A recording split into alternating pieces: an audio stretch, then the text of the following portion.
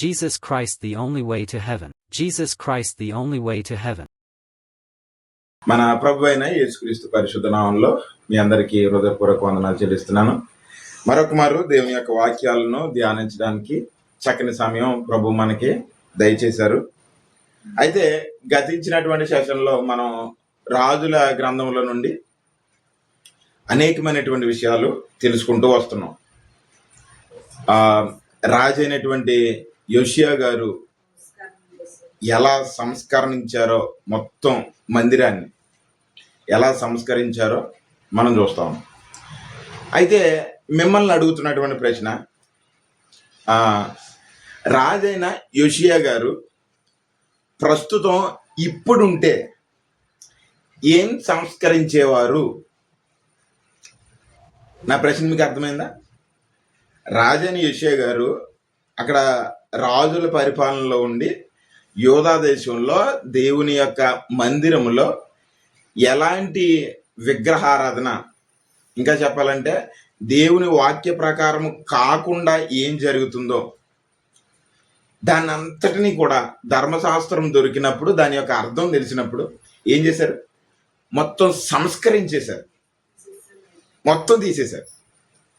అయితే ఇప్పుడు ప్రజెంట్ జనరేషన్లో రాజైన యోషియా గారు ఉంటే ఏం సంస్కరించేవారు? దేవుని మందిరంలో, ప్రత్యేకంగా దేవుని మందిరంలో చెప్పారు. ఎందుకంటే ధర్మశాస్త్రం దొరికింది మన యెహోవా మందిరంలో కదా. మందిరంలో ఉన్నదాన్ని మొత్తం సంస్కరించాడు, రాజ్యంలో ఉన్నదాన్ని కూడా సంస్కరించారు. ఇప్పుడుంటే గనక ఏం చేస్తారు? మన క్రైస్తవ భక్తిలో ఇప్పుడుంటే ఆయనకి ఈ ధర్మశాస్త్రం, ఈ దేవుని యొక్క జీవ గ్రంథం దొరుకుంటే ఏం చేసేవారు? ఉన్నది ఉన్నట్టు చెప్పేవారు. ఈ వాక్యాన్ని ప్రామాణికంగా చేసుకుని, ఈ వాక్యంలో ఉన్నటువంటి అర్థాన్ని గ్రహించి, పూర్తి అర్థాన్ని తెలుసుకుని, క్రైస్తవ్యంలో ఏదైతే వాక్యానికి విరుద్ధంగా ఉంటుందో దాన్ని ఖచ్చితంగా తీసేసారు. ఏం తీసేసేవారంటే స్వస్థత సాధన తీసేసేవారు. మొట్టమొదట అక్కడి నుంచి మొదలు పెడతారు. ఎందుకు స్వస్థత సాలని తీసేస్తారు? ఈనాడు మనం ప్రతి ప్రాంతంలోనూ కూడా స్వస్థత సాలలు వెలవడం మనం చూస్తూ ఉన్నాం. అనేక మంది దేవుని యొక్క నామం పేరట స్వస్థతలు చేస్తున్నామని చెప్పుకుంటున్న వారు అనేక మంది ఉన్నారు. దాన్ని యోషియా గారు సంస్కరించేస్తారు, తీసేస్తారు. ఎందుకు నేను ఇలాంటి మాట అనాల్సి వచ్చిందంటే, స్వస్థత సాలను మొత్తం ఎందుకు తీసేస్తారంటే, ధర్మశాస్త్రము, ప్రవక్తల గ్రంథాలు అన్నీ కూడా చూపించింది ప్రభు అయిన యేసుక్రీస్తుని. ఆయన రాబోతాడు, పాపాలన్నిటికీ కూడా ఆయనే ప్రాయశ్చిత్తం చేస్తాడు. అలాంటి యేసుక్రీస్తుని చూపించే కదా ధర్మశాస్త్రం అంతా కూడా. ఆ ధర్మశాస్త్రం మాకుందే, కానీ ఇప్పుడు యేసుక్రీస్తుని మీరు కలిగి ఉన్నారు. ఆయన వచ్చి పాపం కొరకు ప్రాణం పెట్టి అలాంటి సువార్తను మీరు కలిగి ఉన్నారు. మరి ఇప్పుడు ఈ సువార్తను పక్కన పెట్టి ఎందుకు ఈ స్వస్థత సాలలు పెట్టారు? కాబట్టి నీ కోసం నేను చేయట్లేదు. ఆ యొక్క పాపును రక్షించేటువంటి దేవుడు యేసుక్రీస్తు ప్రభు మన కోసం వచ్చాడు. ఆయన్ని చూడకుండా దీన్ని చూస్తున్నారు. కాబట్టి యోషియా చేసేటువంటి మొట్టమొదటి పని ఏంటంటే, స్వస్థత సాలన్నిటిని మొత్తం ఏం చేస్తాడా? ఖచ్చితంగా సంస్కరించేస్తాడండి. పాయింట్ నెంబర్ 2, ఏం చేస్తాడు ఆయన అంటే, సన్నిధుల్లో ఈనాడు వ్యాపారం జరుగుతుంది కదండి. ప్రతి చోట వ్యాపారమే. ఎలాంటి వ్యాపారం అంటే, కర్చీఫుల దగ్గర నుంచి మొదలుపెట్టి, ప్రార్థనా నూనెల దగ్గర నుంచి మొదలుపెట్టి, ఒక మాట నేను విన్నానండి, 1,00,000 మందితో ప్రార్థన చేయించబడినటువంటి ప్రార్థనా తైలం, 1,00,000 మందితో ప్రార్థించబడినటువంటి ప్రార్థనా తైలం. ఇది మీ అందరి ఇంట్లోనూ కూడా ఉండాలి. వాస్తవం ఏంటంటే, ఇలా చెప్పినటువంటి వ్యక్తి కొన్ని రోజులకి రోగంతో హాస్పిటల్లో అడ్మిట్ అయ్యాడు. ప్రశ్న ఏంటంటే, ఈ ప్రార్థనా స్థైలం 1,00,000 మందితో ప్రార్థించబడినటువంటి ప్రార్థనా తైలం ఏం చేసింది మరి ఆయనకి? అది రాసుకుంటే తగ్గిపోవాలి కదా. అది రాసుకుంటే ఆ జబ్బు, ఆ రోగం, ఆ యొక్క బలహీనత పోవాలి కదా. మరి హాస్పిటల్లో ఎందుకు అడ్మిట్ అయ్యారు? ఈయనే చెప్పిన పెద్ద ఆయన. మరి ఇంతమందితో చేయించబడినటువంటి ఈ ప్రార్థనా తైలం ఏమైంది? ఇది ప్రభువైన యేసుక్రీస్తును కాకుండా నీ సామ్రాజ్యాన్ని కట్టుకోవడానికి ఈ ప్రార్థన కర్చీఫ్లు దేవుణ్ణి కాకుండా మనం మన ప్రాఫిట్ కోసం, మన యొక్క బిజినెస్ కోసం పెట్టిన దాన్ని ఏం చేస్తాడంటే సంస్కరించేస్తాడు మొత్తం. ఎవరో యోషియా గారు ఖచ్చితంగా చేస్తాడండి. ఎందుకంటే చాలా మంది ఫ్యాన్స్ ఉంటారు కదా. మరి ఇప్పుడు స్వస్థత సాలకి ఫ్యాన్స్ ఉంటారు, ఈ ప్రార్థన తైలాలకు ఫ్యాన్స్ ఉంటారు, ప్రార్థన కర్చీఫ్లకు ఫ్యాన్స్ ఉంటారు, ఇంకా చాలా ఉన్నాయి. ఈ మచ్చుకు 2 చూపించానంతే మీకు. ప్రతి చోట వ్యాపారం జరుగుతుంది కదా, వాటన్నిటినీ కూడా ఏం చేస్తాడంటే సంస్కరించేస్తాడు యోషియా. ఎందుకంటే యోషియా భయపడే రకం కాదు. రాజ్యాన్ని మొత్తం సంస్కరించేశాడు. మరి రాజ్యంలో కూడా వాటికి ఫ్యాన్స్ ఉంటారు కదా. కానీ నీది నాకు అవసరంలా, నేను దేవునికి స్నేహితుడిని అవ్వాలి తప్ప నీకు కాదు. నేను దేవుణ్ణి సంతోష పెట్టాలి తప్ప నిన్ను సంతోష పెట్టకూడదు. అపోస్తలులు చేసిన పరిచర్య కూడా ఇలాగ ఉంటుంది. మేము దేవుని దయని సంపాదించుకోవాలా, మనుషుల దయ అంటే వారు కోరుకున్నదే దేవుని దయ. దేవుడు మెచ్చేటువంటి సేవ, మనుషులు మెచ్చేటువంటి సేవ. వారు కోరుకున్నది ఏంటంటే దేవుడు మెచ్చేటువంటి సేవ వారు కోరుకున్నది. యోషియా గారు కూడా అదే జాబితాలో ఉంటారండి. ఈనాడు ప్రస్తుతం ఉంటే కూడా స్వస్థత సాలనే. ఎందుకంటే పుట్టు గుడ్డు వాడికి కళ్ళు వచ్చినటువంటి దాఖలాలు లేవు, పుట్టి కుంటివాడికి కాళ్ళు వచ్చినటువంటి దాఖలాలు లేవు. అపోస్తలులు ప్రకటించిన దాంట్లో ఇలాంటిది లేనే లేదు. మొదట ఆయన్ని ప్రకటించాడు, శారీరపరమైనటువంటి రోగం నుంచి స్వస్థత పడడం చూపించారు అపోస్తలులు.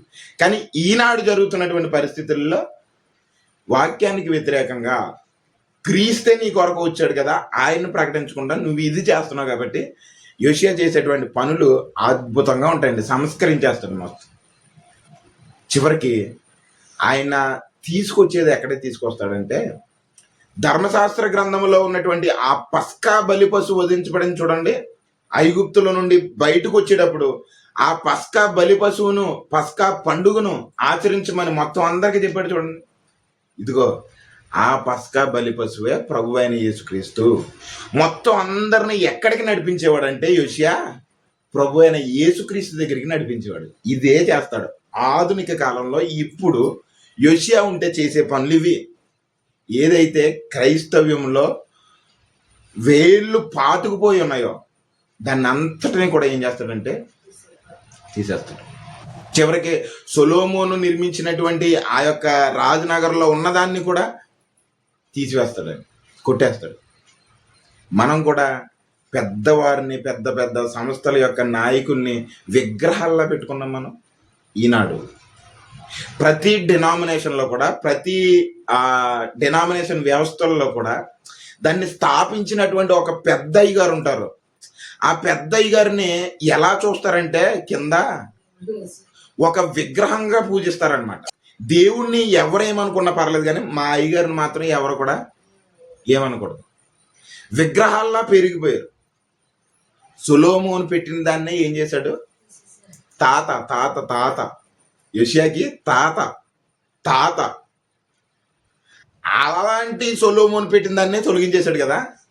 నిజంగా ఏదైతే విగ్రహంగా ఏర్పాటు చేసుకున్నావో క్రైస్తవ్యంలో, దాన్ని యోషియా సంస్కరిస్తాడు, తీసి పాడేస్తాడు, కొట్టి పారేస్తాడు. వాక్య ప్రకారం కానివి అన్నీ కూడా ఏం చేస్తాడు? కొట్టి పారేస్తాడు, తీసివేస్తాడు, సంస్కరిస్తాడు. అయితే ఈరోజు దేవుని యొక్క వాక్య లేఖన భాగాలను మనము చదువుకోవడానికి మరలా మనకి సమయం అనుగ్రహించినందుకు ప్రభువుని ఎంతగానో స్తుతిస్తూ ఉన్నాను. గత సెషన్లో మనం ధ్యానించింది ఏంటంటే, రాజుల మొదటి గ్రంథము 14వ అధ్యాయం వరకు మనం ధ్యానం చేసాం. అయితే దాంట్లో ఉన్నటువంటి యోషియా గారి గురించి అనేకమైనటువంటి విషయాలను తెలుసుకుంటూ వచ్చాం. ఈనాడు మొదటి రాజుల గ్రంథము 15వ అధ్యాయాన్ని ధ్యానం చేయబోతున్నాం. ఈ 15వ అధ్యాయంలో ఉంటున్నటువంటి విషయాలు రాజుల తర్వాత ఒకరి తర్వాత ఎలా వచ్చారు, తండ్రి తర్వాత కుమారుడు ఎలా వచ్చాడు, రెహబాము తర్వాత రెహబాము కుమారుడు అబియా ఎలాంటి పరిపాలన చేశాడు, అబియా మరణం నొందాడు. ఇప్పుడు రాజైన కుమారుడైనటువంటి అబియా కుమారుడైనటువంటి ఆశ రాజ్య పరిపాలన చేస్తున్నాడు. ఈ 15వ అధ్యాయంలో మనం అది ధ్యానిస్తాం. అయితే మనం వాక్యాన్ని చదివినప్పుడు అక్కడ ఉన్నదాన్ని పట్టుకుని మనం ఇలా ఇలా అని స్టేట్మెంట్లు ఇవ్వకూడదు. దాని పూర్తి అర్థాన్ని మనం తెలుసుకోవాలి. రాజుల మొదటి గ్రంథంలో 15వ అధ్యాయంలో కేవలం ఒక భాగాన్ని మాత్రమే గ్రంథకర్త లిఖించి మనకిచ్చాడు. దానికి ముందు జరిగినటువంటి విషయాలు, రాజ్యంలో ఎలాంటి పరిపాలన జరిగింది అనే దానికి పూర్తి వివరణ దినవృత్తాంతముల గ్రంథము 2వ దినవృత్తాంతముల గ్రంథము 14వ అధ్యాయము, 15వ అధ్యాయము, 16వ అధ్యాయము, ఈ 3 అధ్యాయాల్లో కూడా రాజైనటువంటి ఆశా దినాల్లో జరిగినటువంటి పరిపాలన మనం తెలుసుకుంటూ ఉంటాం.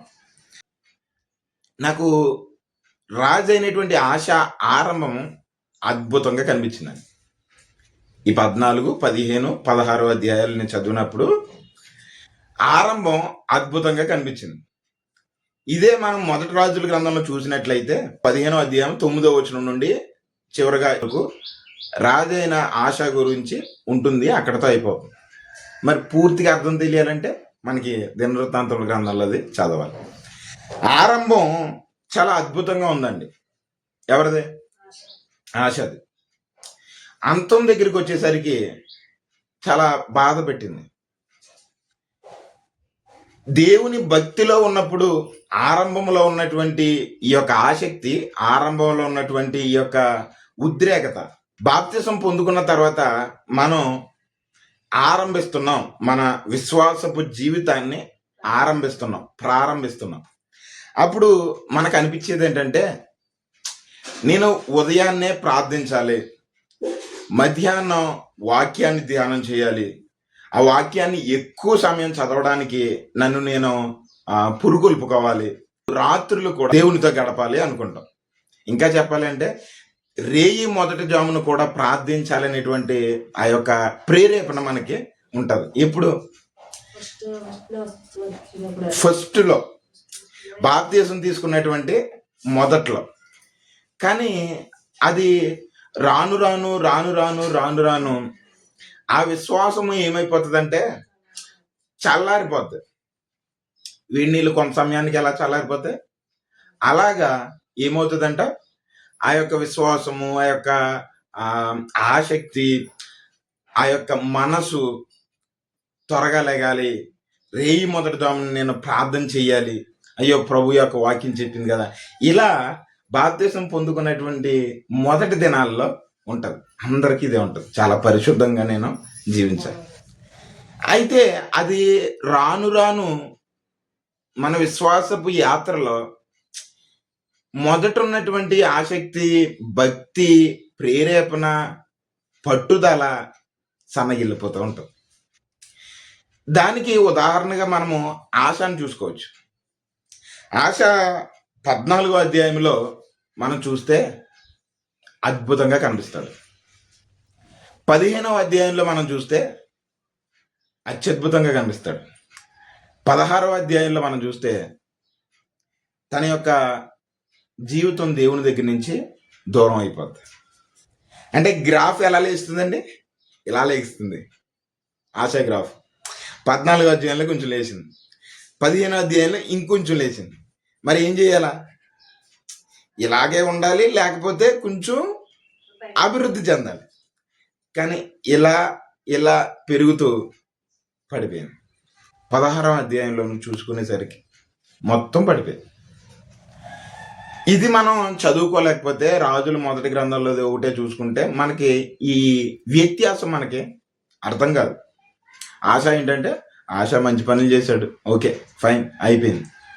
కానీ పూర్తిగా దాని గురించినటువంటి విషయం నీకు తెలియాలంటే రెండవ దినవృత్తాంతముల గ్రంథం 14-15 అధ్యాయాలు మనం ధ్యానించాలి. ఈనాడు ఏం చేయబోతున్నామంటే 14వ అధ్యాయాన్ని మనం ధ్యానం చేద్దాం. అబియా తన పితరులతో కూడా నిద్రింపగా జనులు అతనిని దావీదు పట్టణమందు పాతిపెట్టిరి. అతనికి బదులుగా అతని కుమారుడైన ఆశ రాజాయను.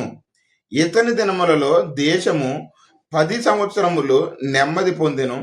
ఆశ తన దేవుడైన యెహోవా దృష్టికి అనుకూలముగాను యథార్థముగాను నడిచిన వాడై అన్యదేవతల బలిపీఠములను పడగొట్టి ఉన్నత స్థలములను పాడు చేసి ప్రతిమలను పగలగొట్టి దేవతా స్తంభములను కొట్టివేయించి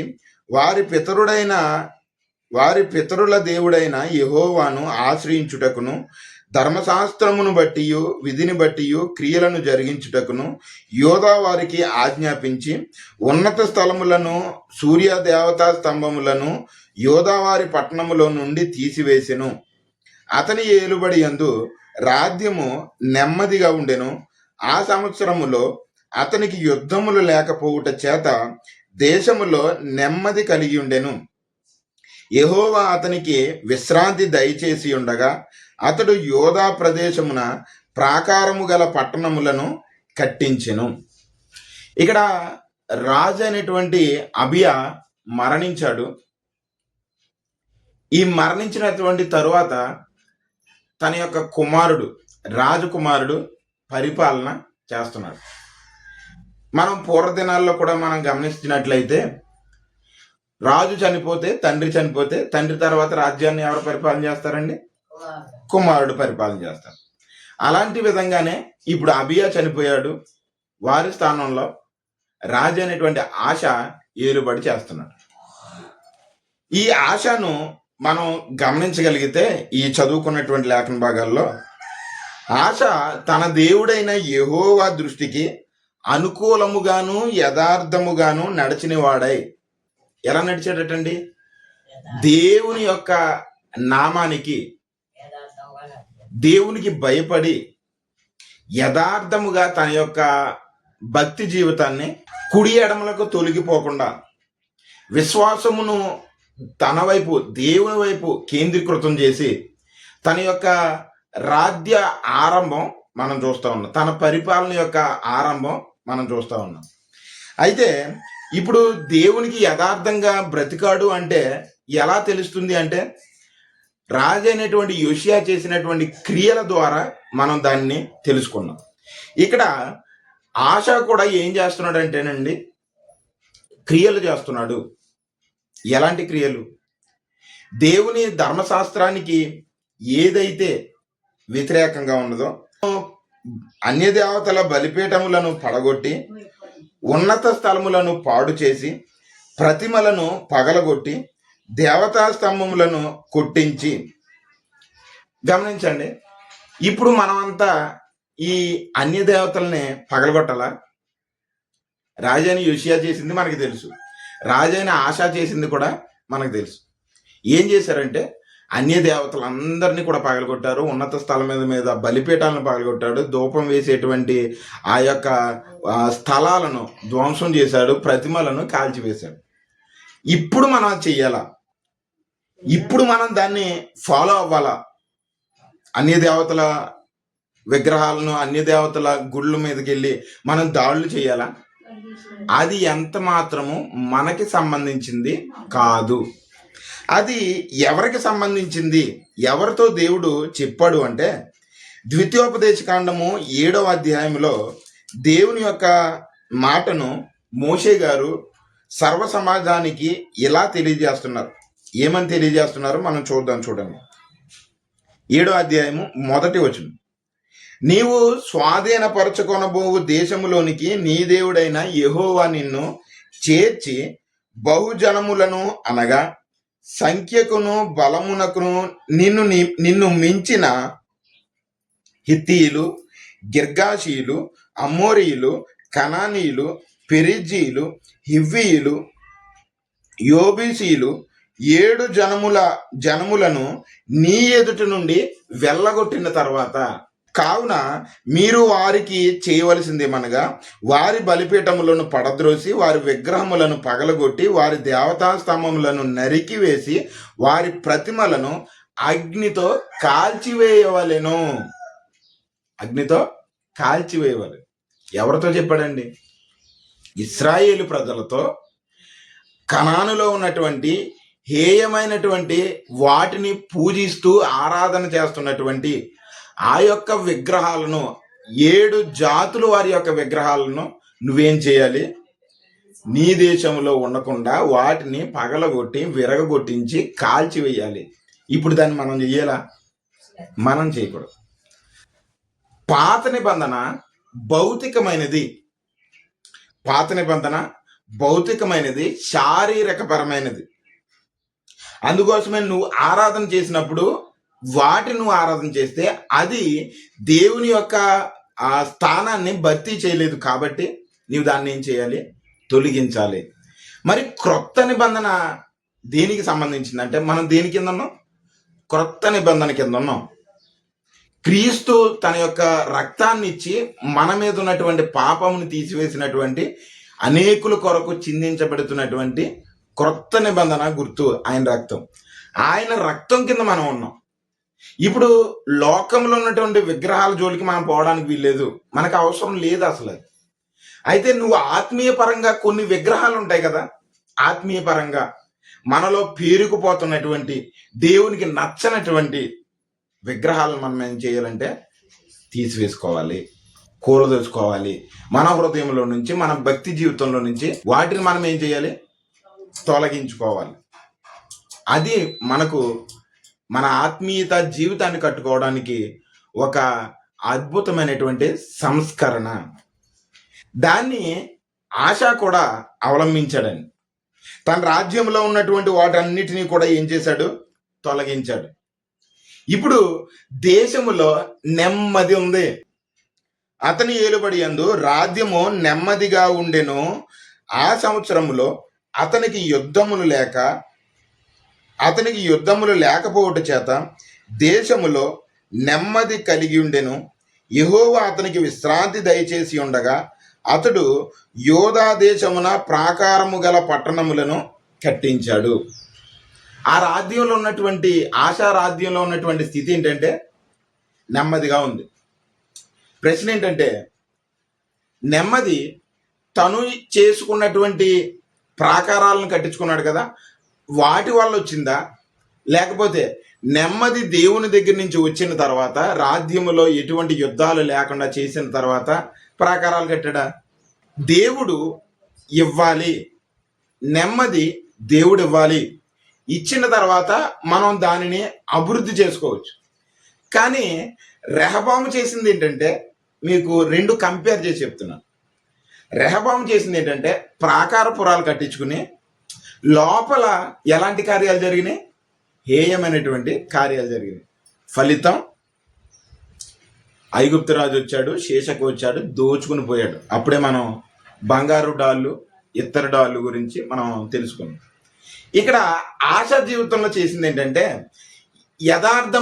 దేవునికి యథార్థముగా తన యొక్క భక్తి జీవితాన్ని కొనసాగిస్తూ రాజ్య పరిపాలన కొనసాగిస్తుంటే దేవుడు అనుగ్రహించినటువంటి ఒక బహుమానంలో నెమ్మదిని అనుగ్రహించాడు. దీని గురించి కీర్తనాకారుడు 122వ సంకీర్తన 7వ మాటను చదువుతున్నాను. నీ ప్రాకారములలో నెమ్మది కలుగునుగాక, నీ నగరులలో క్షేమము ఉండునుగాక. దేవుడట మన ప్రాకారాల్లో నెమ్మదిని కలుగజేస్తాడట. ఆశా రాజ్యంలో కూడా దేవుడు నెమ్మదిని కలుగజేశాడు. ఎప్పుడు కలుగజేశాడు అంటే, యథార్థముగా తన యొక్క జీవితం, పరిపాలన దేవునికి అనుగుణంగా ఉంది. ఫలితంగా దేవుడు ఇచ్చింది ఏంటంటే నెమ్మది ఇచ్చాడు. రాజ్యంలో యుద్ధాలు లేకుండా చేశాడు. 7వ వచనంలో యోధా వారందరికీ కూడా ఆశ ఇలా చెప్తున్నాడు. మన దేవుడైన యెహోవాను మనము ఆశ్రయించినందున ఆయన మన చుట్టూ నెమ్మది కలుగజేసి ఉన్నాడు. ఇదిగో యోధా ప్రజలారా, ఇదిగో బెన్యామినీలారా, నెమ్మదిగా మన జీవితాన్ని కొనసాగిస్తున్నామంటే ఎవరు కారణం అంటే దేవుడు కారణం. మనకి ఎప్పుడైనా అనిపించిందండి? ఎప్పుడు మనకు అనిపించాలి ఏంటంటే, ప్రభువా నేను ఎలా ఉన్నానంటే కారణం నువ్వే. నేను ఇలా ఆశీర్వదింపబడుతున్నాను, ప్రభు నాకు మంచి స్థితి ఇచ్చావు అంటే కారణం ఎవరు? ఈ కృతజ్ఞత భావాన్ని ఆశలో కూడా మనం చూడొచ్చు, గమనించవచ్చు. అయితే ఇది ఎక్కడ? ఆరంభంలో. ఇది ఎక్కడ? ఆరంభంలో. మరి అంతం కూడా తెలియాలి కదా.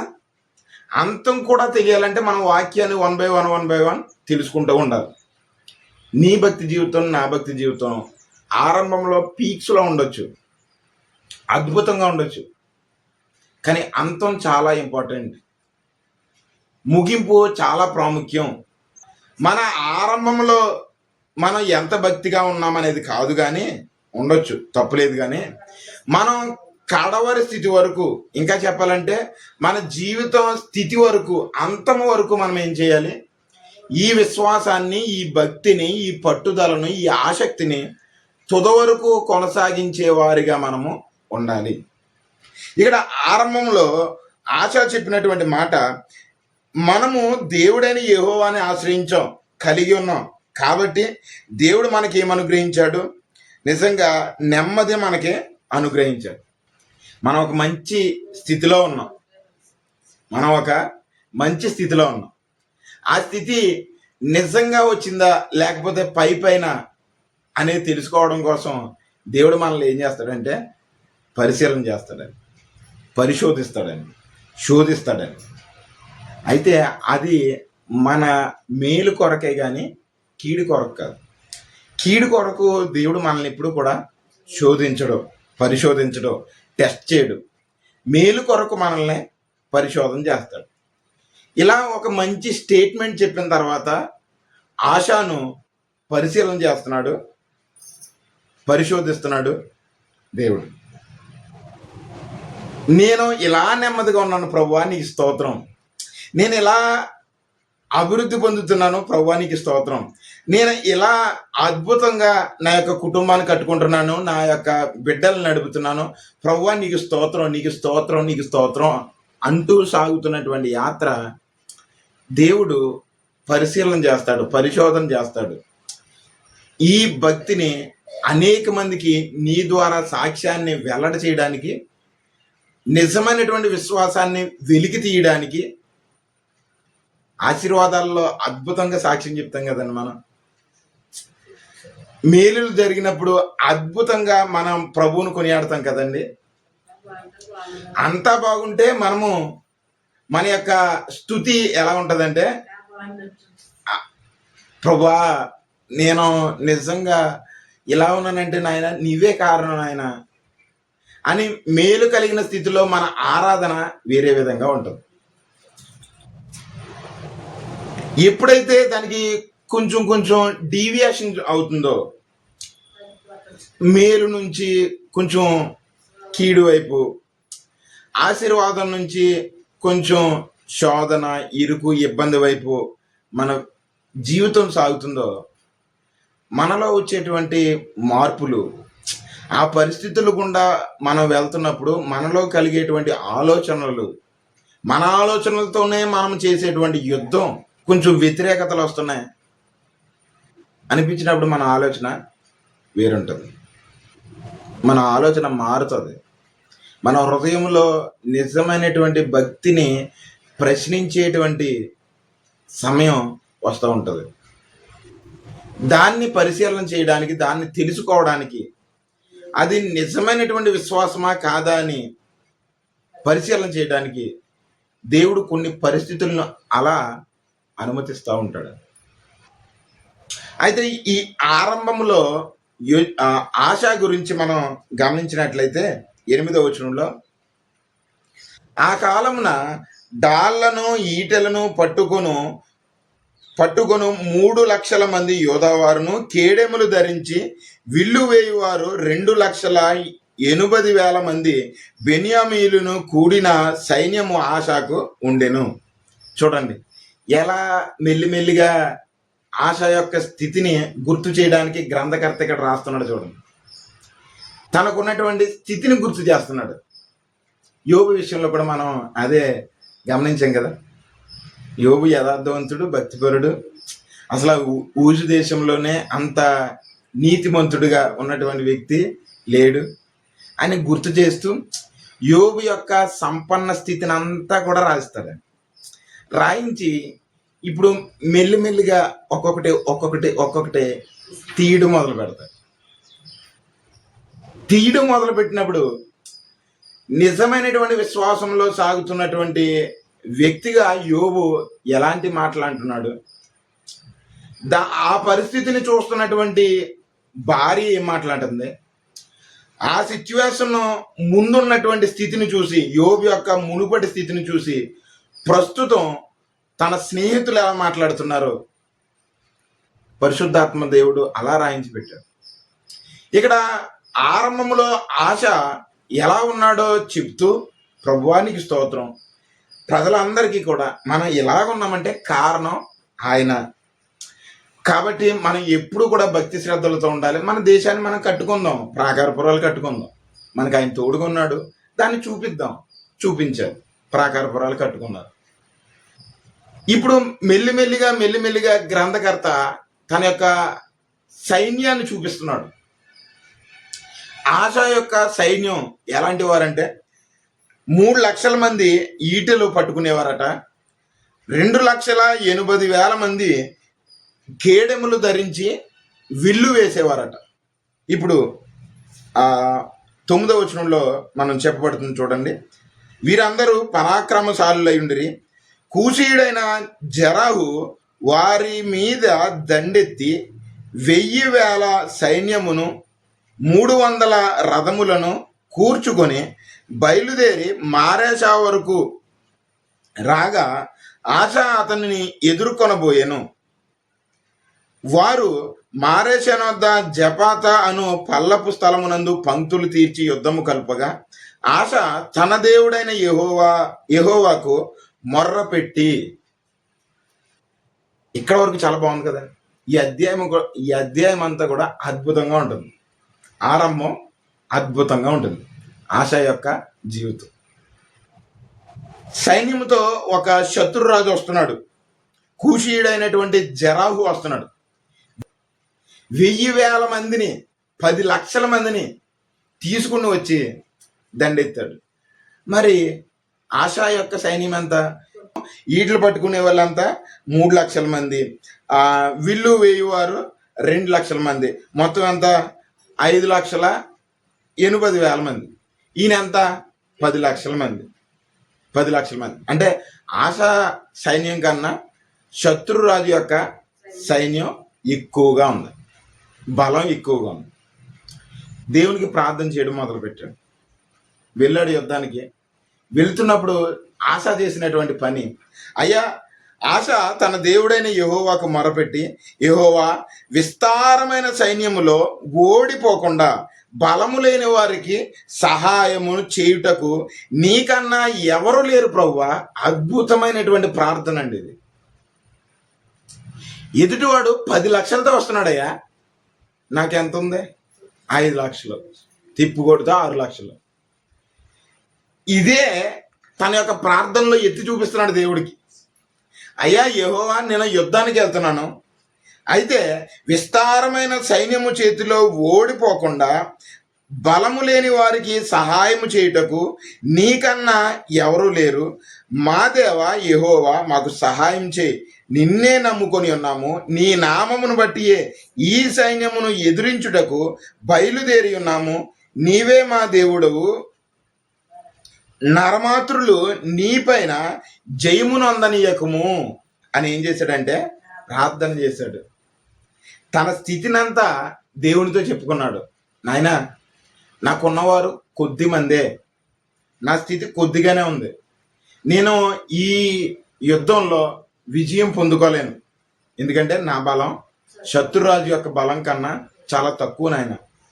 కాబట్టి నాకు సహాయం చేసేవాడు ఎవరో? నీవే. బలము లేని వారికి బలం ఇచ్చేవాడు ఎవరండి?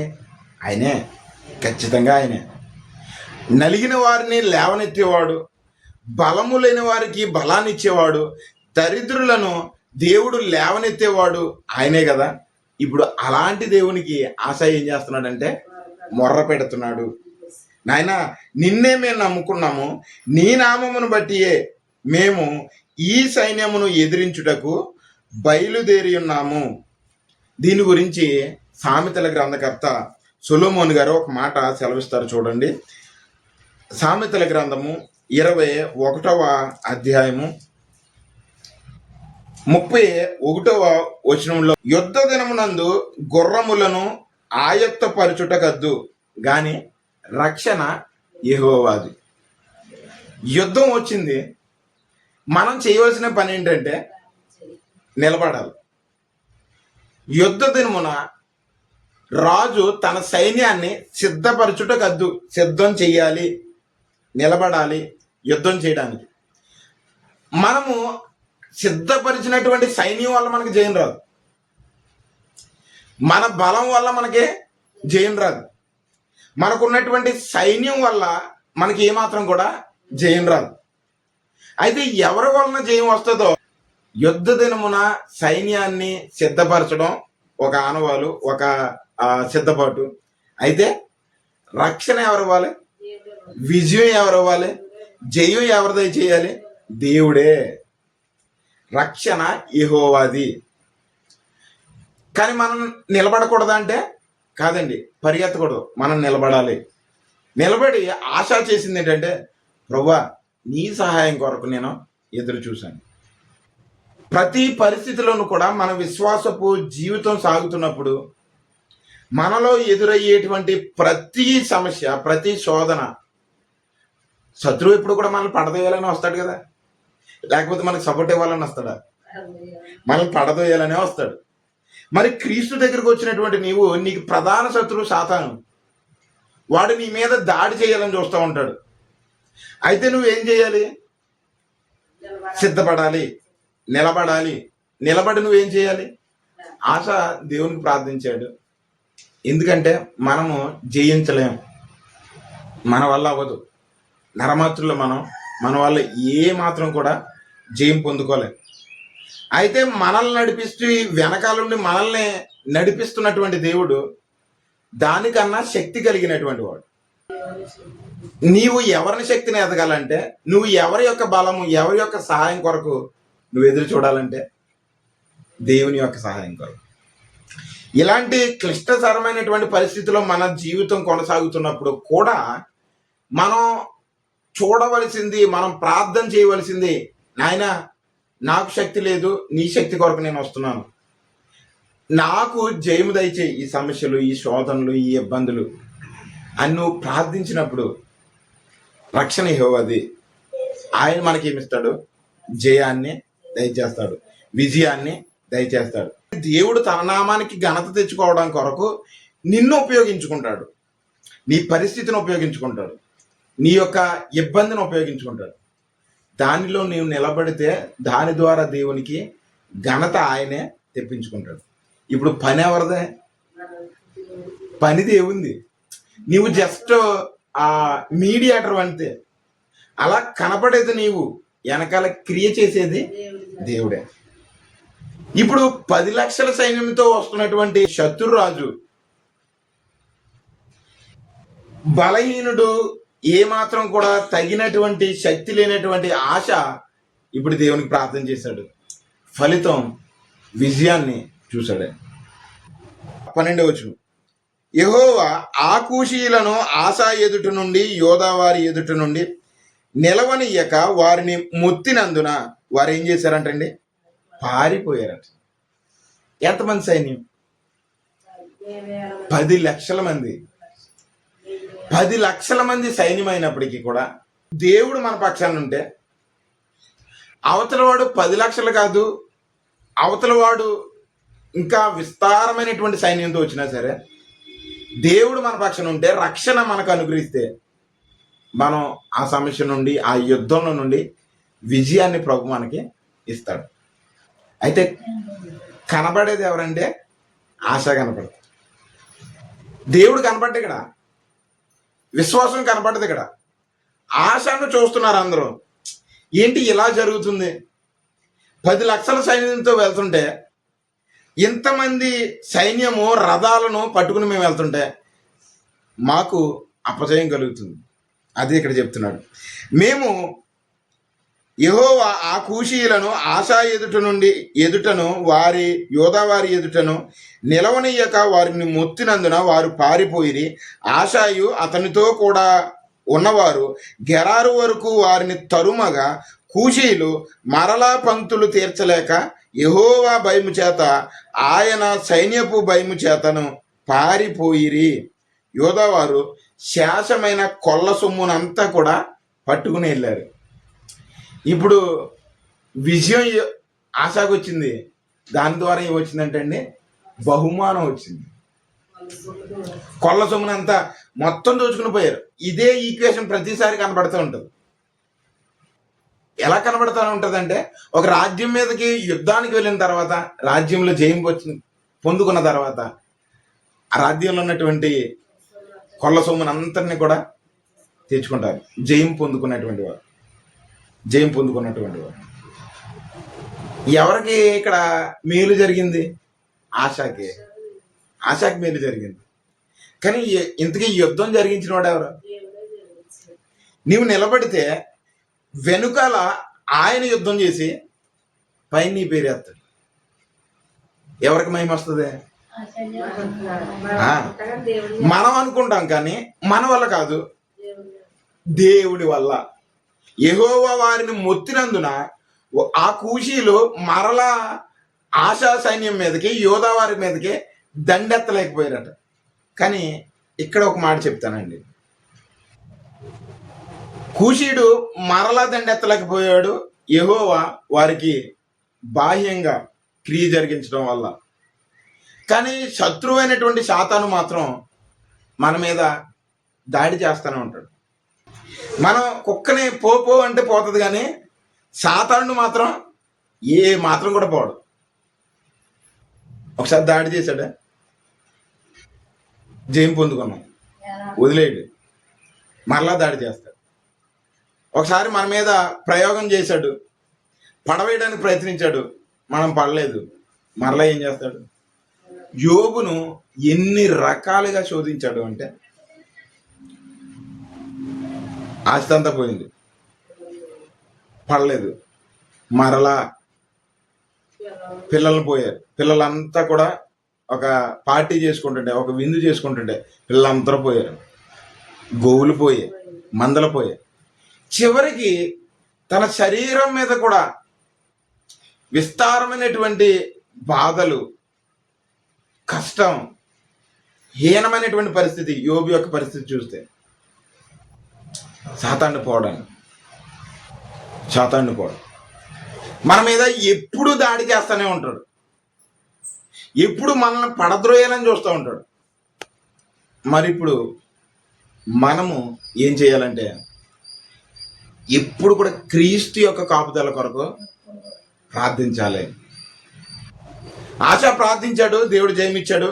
మరలా వారు శత్రురాజు అయినటువంటి కూషీయుడు ఏం చేయలేకపోయాడు, మరలా దండెత్తలేకపోయాడు, మరలా యుద్ధాన్ని ప్రకటించలేకపోయాడు. కానీ సాతానుడు మన మీద నిరంతరం యుద్ధం చేస్తూనే ఉంటాడు. ఎందుకంటే మనలను ఆత్మీయంగా పడవేయడానికి. ఎన్నో మన ముందు ఎర చూపిస్తూ ఉంటాడు. ఒకదానికి పడతావని, పడట్లా. దాని స్థాయిని పెంచుతాడు. దానికి పడతావని, దానికి పడట్లేదు, దాని స్థాయిని పెంచుతాడు. ఆశ చూపిస్తాడు, లోకాశలు అన్నీ నీ ముందు పెడతాడు. గుర్తురోయాలని, పడవట్లేదు. ఇప్పుడు లోకాశలు పక్కకు పెట్టి శ్రమలను పెడతాడు. శత్రువు మన దగ్గర నుంచి పోవడం. అయితే మనం కలిగి ఉండవలసింది ఏంటంటే, ఎప్పుడు ప్రార్థన ఎంతసేపు చేయాలి?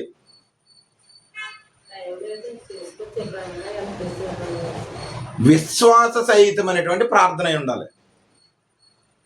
ప్రార్థన ఎంతసేపు చేయాలంటే, ఉదయం నుంచి సాయంత్రం వరకు నీకు నడిపింపు ఉంటే నువ్వు చేసుకో, కానీ మొక్కుబడిగా మాత్రం ప్రార్థించదు. హృదయంలో నుండి పశ్చాత్తాపంతో వస్తున్నటువంటి ప్రార్థన, ప్రభువా నేను బలహీనుడిని, నేను శక్తి లేని వాడిని, నీ శక్తి కొరకు ఎదురు చూస్తున్నానని చేసినటువంటి ప్రార్థన వేరుంటుంది.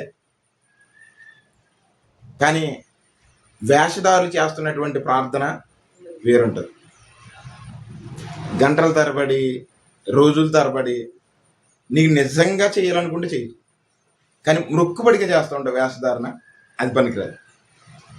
సాతానుడు ఇంత మన మీద దాడి చేస్తున్నప్పుడు మనం కలిగి ఉండవలసింది ఏంటంటే, అయ్యా నేను 0, నేను 0, నీ సహాయం కొరకొరుతున్నాను, నాకు సహాయం చేయి అని అడిగాను. పాత నిబంధనలో జయము పొందుకున్నారు, శత్రువుల మీద విజయాన్ని ఇచ్చాడు దేవుడు అంటే అంతా కూడా శారీరకపరమైనది. మరి క్రొత్త నిబంధనలో రక్షణ, క్రొత్త నిబంధనలో దేవుని గురించినటువంటి కాపుదల. మొదటి కొరింథీయులకు రాసిన పత్రిక 15వ అధ్యాయము 1వ వచనం నుంచి నేను చదువుతున్నాను. మరియు సహోదరులారా, నేను మీకు ప్రకటించిన సువార్తను మీకు తెలియపరచుచున్నాను. మీరు దానిని అంగీకరించితిరి, దాని అందే నిలిచి ఉన్నారు. మీ విశ్వాసము వ్యర్థమైతేనే గాని నేను ఏ ఉపదేశ రూపముగా సువార్తను మీకు ప్రకటించితునో ఆ ఉపదేశమును మీరు గట్టిగా పట్టుకుని ఎడల ఆ సువార్త వలననే మీరు రక్షణ పొందువారై ఉందురు. నాకు ఇవ్వబడిన ఉపదేశము మొదట మీకు అప్పగించి తిని, అదేమనగా లేఖనముల ప్రకారము క్రీస్తు మన పాపము నిమిత్తం మృతి పొందెను, సమాధి చేయబడెను, లేఖనముల ప్రకారము 3వ దినమున లేపబడెను. పాత నిబంధనలో శారీరకపరమైనటువంటి రక్షణ దేవుడు అనుగ్రహించాడు. శత్రురాజ్యాల నుండి, శ్రమ నుండి, శోధన నుండి రక్షణ అనుగ్రహించాడు. మరి క్రొత్త నిబంధనలో ఉన్నటువంటి మనకు రక్షణ, కాపుదల ఏంటి అని అడిగితే పౌలు గారు తన పత్రికలో రాస్తున్నారండి.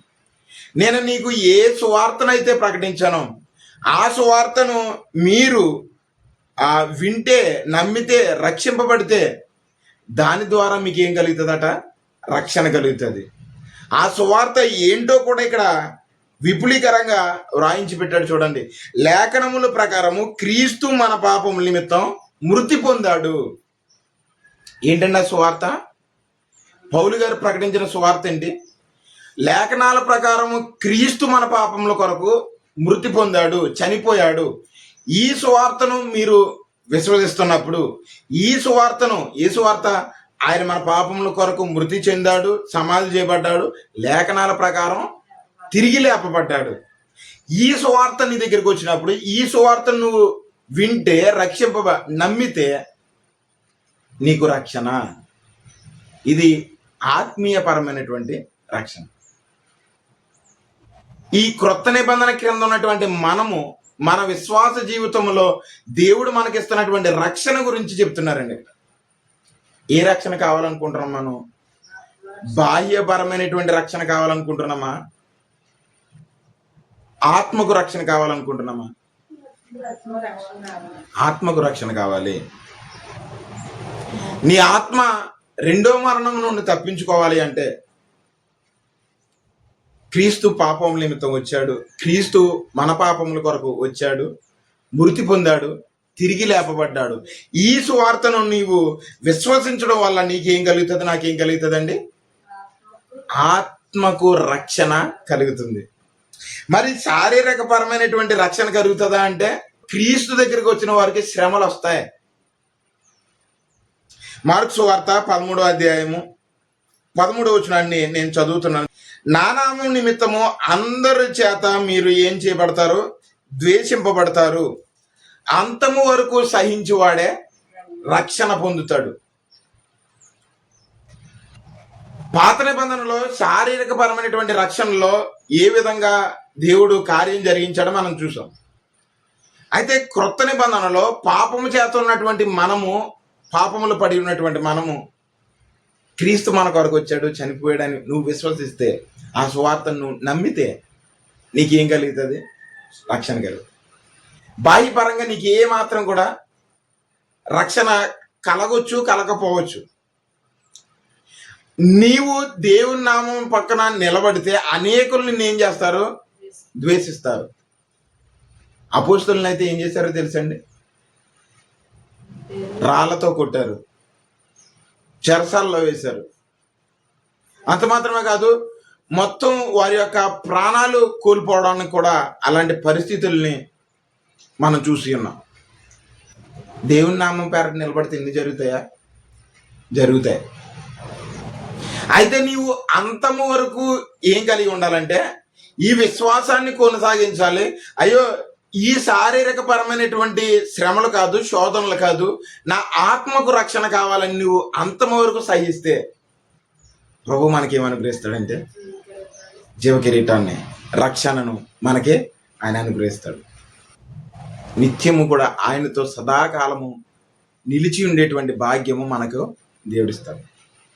దీని గురించి తెస్సలోనికయ సంఘానికి పౌలు గారు పత్రికలు రాస్తూ ప్రభు అయిన యేసుక్రీస్తు ఎందుకు మన కొరకు రావడానికి కారణం, మన కొరకు ప్రాణం పెట్టడానికి కారణం ఏంటో, ఎందుకనగా మన ప్రభు అయిన యేసుక్రీస్తు ద్వారా రక్షణ పొందుటకే దేవుడు మనలను నియమించెను గాని ఉగ్రత పాలవుటకు నియమింపలేదు.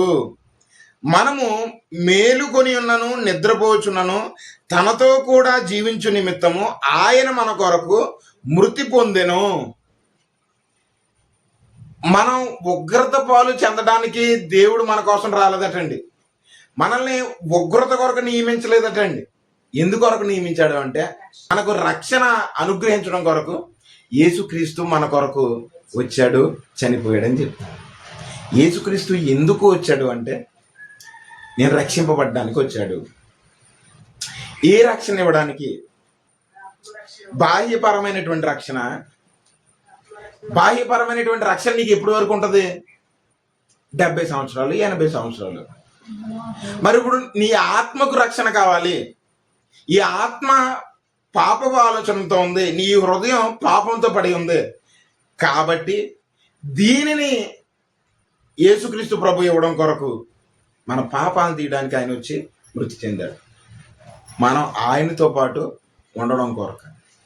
ఇప్పుడు ఆశ బాహ్యపరమైనటువంటి రక్షణ, ఆశకు బాహ్యపరమైనటువంటి శత్రువుల నుండి రక్షణ దేవుడు అనుగ్రహించి నెమ్మదిని అనుగ్రహించాడు, దేశంలో నెమ్మదిని అనుగ్రహించాడు.